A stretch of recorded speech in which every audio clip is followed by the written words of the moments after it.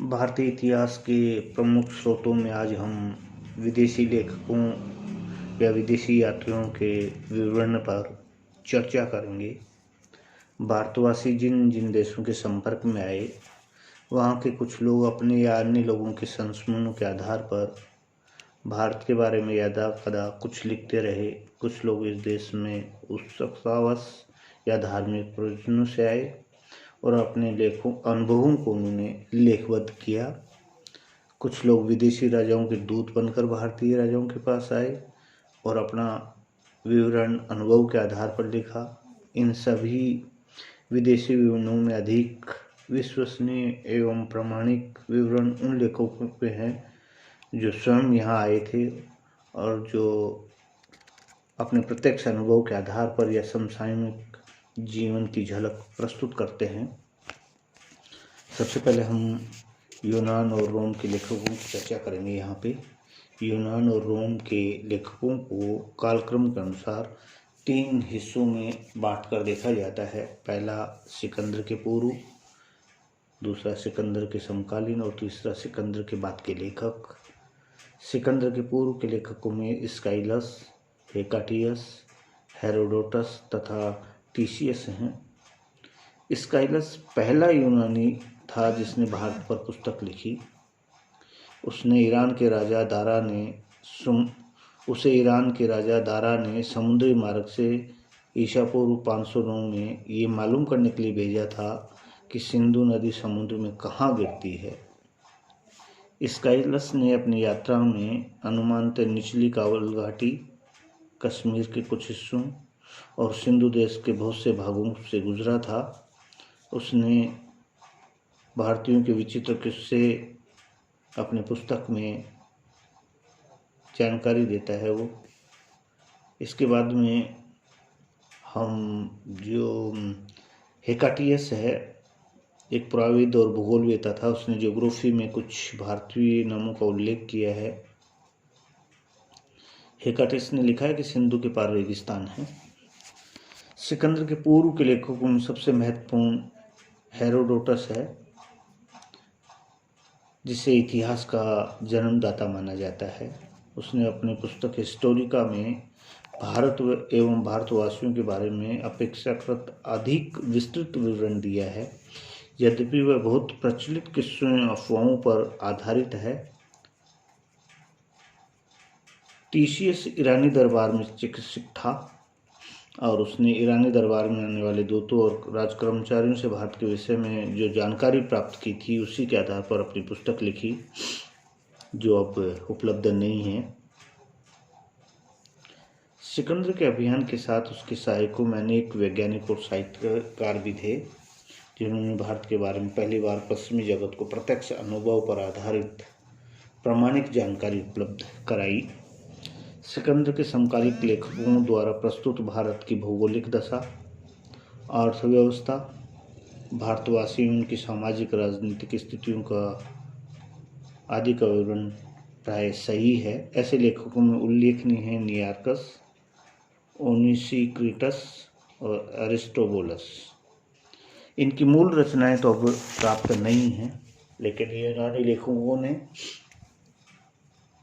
बार बार इनके विवरणों का उल्लेख किया है। नियार्कस ने अपनी फारस की खाड़ी की यात्रा के विवरण में भारत के बारे में अनेक महत्वपूर्ण सूचनाएं दी हैं। अरिस्टोबुलस ने सिकंदर के युद्धों का इतिहास लिखा है।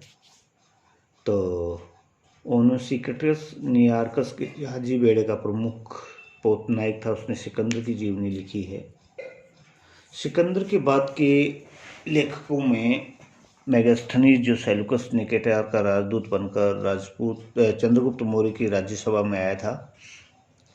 मेगास्थनीज की पुस्तक इंडिका अब उपलब्ध नहीं है, लेकिन बाद के लेखकों की पुस्तकों में उसके अनेक उद्धरण सुरक्षित हैं, जो मौर्य काल की इतिहास रचना के लिए महत्वपूर्ण हैं। मेगास्थनीज के बाद 2 यूनानी राजदूत डाइमेकस और डायोनिसियस बिंदुसार के समय मौर्य राज्यसभा में थे, लेकिन उनके विवरण अब हमें नहीं मिलते हैं। इसके बाद में पेट्रक्लिस, स्ट्रैबो, प्लिनी, और प्लूटार्क, एरियन, जस्टिन एवं टालेमी ये लोग आए और इन्होंने भारत के बारे में, भारत के मानव शास्त्र, भूगोल, जीव विज्ञान आदि अनेक विषयों पर जानकारी उपलब्ध करवाते हैं। ये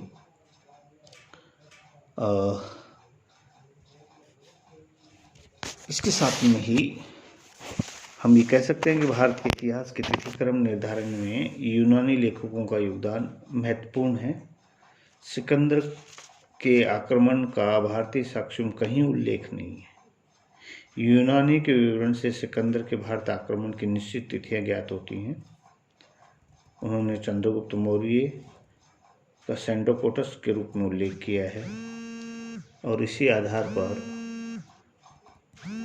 चंद्रगुप्त मौर्य की राज्यारोहण की तिथि 322 ईसा पूर्व निश्चित की जाती है। चीनी लेखकों में हम देखते हैं सोमाचीन, फाइयान, सुंगयुंग, युन, हेनसांग, इसिंग, चौजुकुआ आदि चीनी यात्री भारत में आए, लेकिन चीनी वृत्तांत हमें फाइयान और हेनसांग के महत्वपूर्ण रूप में मिलते हैं। फाइयान चंद्रगुप्त विक्रमादित्य के काल में भारत आया और लगभग 15 वर्ष तक 309 से 414 ईस्वी तक भारत में रहा। फाइयान के भारत आने का मुख्य प्रयोजन बौद्ध पांडुलिपि का संग्रह एवं बौद्ध तीर्थस्थलों की यात्रा करना था और उसने अपना अधिकांश समय बौद्ध विहारों केंद्रों में बिताया। फाइयान ने भारत के धार्मिक जीवन, विशेषतः बौद्ध धर्म की तत्कालीन अवस्था के बारे में अनेकानेक सूचनाएं दी हैं। उसने मध्य देश के शासन और सामाजिक जीवन का भी वर्णन किया है। वह पाटलिपुत्र में 3 वर्ष रहा। उसने पाटलिपुत्र के बारे में बहुत सी जानकारियाँ दी हैं। और हेनसांग हर्ष के राज्यकाल में भारत आया। वो 16 वर्ष तक भारत में रहा, 629 से 645 ईस्वी तक। इन वर्षों में वह बौद्ध तीर्थस्थलों, मठों, विहारों, विश्वविद्यालयों और राजसभाओं में घूमता रहा। कन्नौज और नालंदा में विशेष रूप से रहा। हेनसांग की यात्रा वृत्तांत में भारतीय धार्मिक, सामाजिक और राजनीतिक जीवन की प्रचुर सामग्री उपलब्ध है। इसिंग 671 में भारत आया और 695 तक वो रहा। उसने 10 वर्ष 675 से 685 तक नालंदा में बिताए, जहाँ वह बौद्ध ग्रंथों का अध्ययन एवं उनकी प्रतियां तैयार करने में लगा रहा। चीन लौटते समय वह अपने साथ संस्कृत बौद्ध ग्रंथों की 400 पांडुलिपियां ले गया। इसिंग ने अपने पुस्तक a record of the Buddhist religion is predicted in India में मुख्यतः बौद्ध धर्म एवं बौद्ध संघ से संबंधित विवरण अधिक दिया है। अन्य विषयों का वर्णन अपेक्षाकृत कम किया है। ऐसे ही तिब्बती बौद्ध लेखक ताराचंद 12वीं शताब्दी में हुआ कि 2 ग्रंथ कंग्यूर और तंजूर में भारत से संबंधित ऐतिहासिक प्रसंगों की जानकारी मिलती है। हम अरब लेखकों को भी ले सकते हैं।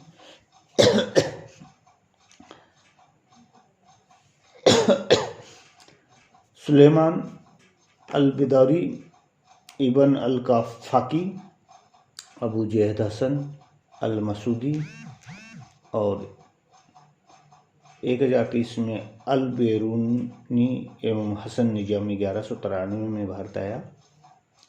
सुलेमान 9वीं शताब्दी के मध्य में भारत आया और अपनी पुस्तक सिलसिलातुल तवारीख में उसने प्रतिया राजाओं के बारे में जानकारी दी है। ऐसे ही अल-बिलादुरी ने अपनी पुस्तक फतुह अल-बुल्दान में सिंध के अरब प्रांतपाल व जुनैद द्वारा पश्चिमी भारत में किए गए आक्रमणों के बारे में जानकारी देता है। अल-मसूदी ने अपनी किताब मुरूजुल जहाब में तत्कालीन परिस्थितियों, 10वीं शताब्दी की परिस्थितियों, विशेषकर राष्ट्रकूटों की उपलब्धियों का वर्णन किया है। सबसे प्रसिद्ध लेखक अल-बेरूनी हैं, जो मोहम्मद गजनवी के साथ भारत आया। उसने अपनी पुस्तक तहकीक हिंद भारत की खोज में भारतीय भूगोल, ज्योतिष, गणित, भौतिक रसायन शास्त्र, दर्शन, धार्मिक जीवन, सामाजिक रीति रिवाज आदि का वर्णन किया है। उसने भारतीयों की बौद्धिक उपलब्धियों की बड़ी प्रशंसा की है। वह स्वयं भी साहित्य, विज्ञान, गणित, ज्योतिष के साथ साथ अरबी, फारसी तथा संस्कृत भाषाओं का अच्छा विद्वान था। हसन निजाम की पुस्तक ताजुल मासीर से प्रसिद्ध चौहान राजा पृथ्वीराज तृतीय के अंतिम वर्षों के बारे में महत्वपूर्ण जानकारियाँ मिलती हैं। और परवर्ती काल के मुस्लिम लेखों को जैसे मिनहाजुद्दीन की तबकात नासिरी, फरिश्ता, तारीख फरिश्ता, मोहम्मद उफ़ी, जमी उल हिकायत नामक पुस्तक में 1200 ईस्वी पूर्व के भारत के संदर्भ में उपयोगी जानकारियाँ मिलती हैं। विदेशी लेखकों एवं यात्रियों के विवरणों की भारतीय इतिहास लेखन में उपयोगिता होते हुए भी उनकी कुछ सीमाएं हैं। भाषा की कठिनाई, पर्याप्त जानकारी का अभाव तथा जातीय अहंकार, ये कुछ ऐसे तत्व हैं जिनके कारण उनके विवरणों में संपूर्णता तथा भारतीय समाज की गहरी अंतरंग समझ का अभाव दृष्टिगोचर होता है। अतः इतिहास के निर्माण में उनका उपयोग सावधानी के साथ परीक्षण के बाद ही किया जा सकता है।